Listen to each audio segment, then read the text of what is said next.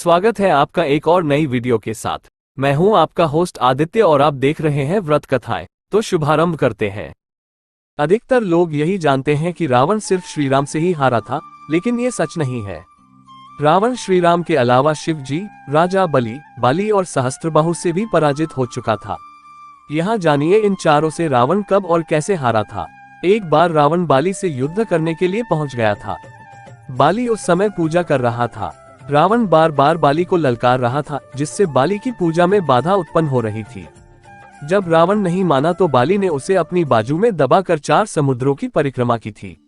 बाली बहुत शक्तिशाली था और इतनी तेज गति से चलता था कि रोज सुबह सुबह ही 4 समुद्रों की परिक्रमा कर लेता था।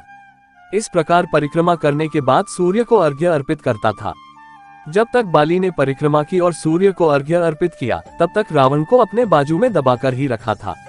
रावण ने बहुत प्रयास किया, लेकिन वह बाली की गिरफ्त से आजाद नहीं हो पाया। पूजा के बाद बाली ने रावण को छोड़ दिया था।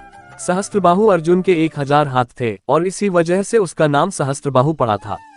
जब रावण सहस्त्रबाहु से युद्ध करने पहुंचा, तो सहस्त्रबाहु ने अपने 1000 हाथों से नर्मदा नदी के बहाव को रोक दिया था। सहस्त्रबाहु ने नर्मदा का पानी इकट्ठा किया और पानी छोड़ दिया, जिससे रावण पूरी सेना के साथ ही नर्मदा में बह गया था। इस पराजय के बाद एक बार फिर रावण सहस्त्रबाहु से युद्ध करने पहुंच गया था। तब सहस्त्रबाहु ने उसे बंदी बनाकर जेल में डाल दिया था। दैत्यराज बलि पाताल लोक के राजा थे।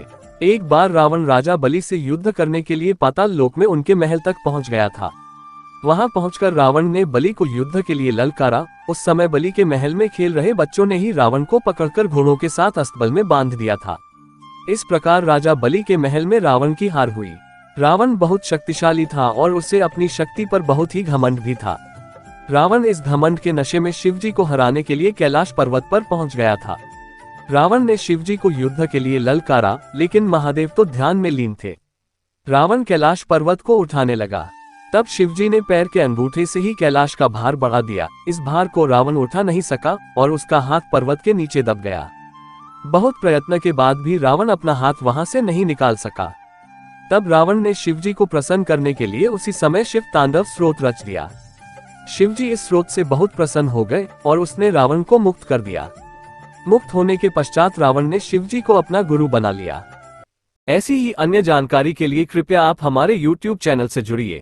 चैनल को सब्सक्राइब कीजिए, वीडियो को लाइक और शेयर कीजिए और पुण्य लाभ अर्जित कीजिए।